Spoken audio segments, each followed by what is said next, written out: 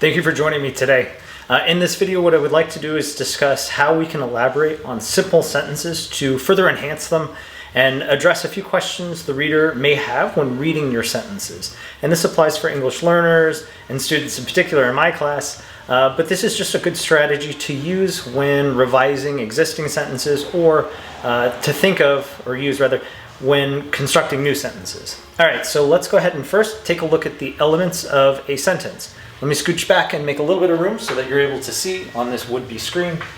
All right, so the first part of a sentence must always be or include a subject. We need to know who or what is being discussed. The second part of a sentence is more commonly referred to as a predicate. This is typically a verb followed by an object of that verb or directed to the verb. Or rather, the verb is directed at. So that's known as your predicate. And this is the part of the sentence which elaborates further on the subject. It explains what's happening to the subject or what the subject is doing. Okay, so there are four main questions you're going to want to be able to answer in your sentences as you're writing them. And not all four have to be answered for every sentence you write. However, you should aim to answer at least one or two of them, right? And when I say questions you're answering, these questions are very simple. They're the when something happened, the how something happened, the why something happened, and also perhaps the where something happened. So if I were to give you a really simple sentence like Bob giggled. If I were to, and I'm looking at my notes, sorry about that, I don't have a script otherwise. If I were to tell you how he giggled, I could say Bob giggled like a nervous hamster. Okay, so now I've got Bob, who's our subject, giggled, which is our verb, that would be the predicate in the start, like a nervous hamster. So now I'm elaborating further, right? I've added a simile to it. I'm comparing him by using the word like to a nervous hamster to give you a better idea of how he's giggling, right?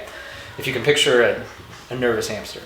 What about the when? If I were to elaborate even further and address the question for when, I could say, when Sherry asked him to dance, Bob giggled like a nervous hamster. Okay, so now I've got what he did, which is he giggled. I've got the how he did it, it's like a nervous hamster. And I've also got the when he did it. So it's right after his friend Sherry asked him to dance. Well, now I can also explain or answer the question why he did it. So when Sherry asked him to dance, Bob giggled like a nervous hamster because he secretly liked her.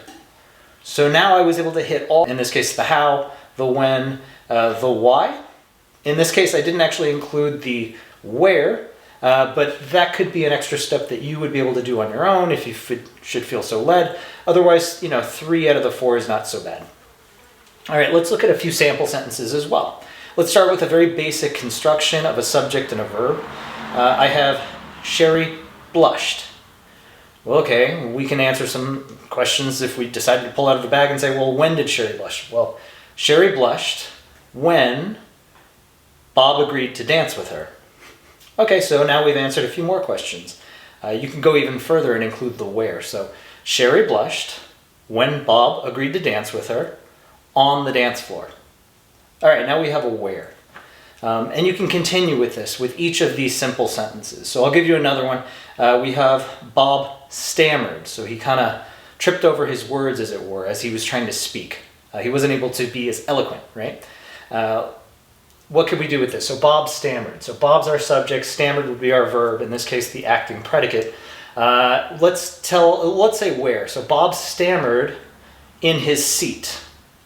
Right? So he's sitting in a seat and he's kind of stammering. He's trying to say something. Why? Well, Bob stammered in his seat because he didn't know what to say.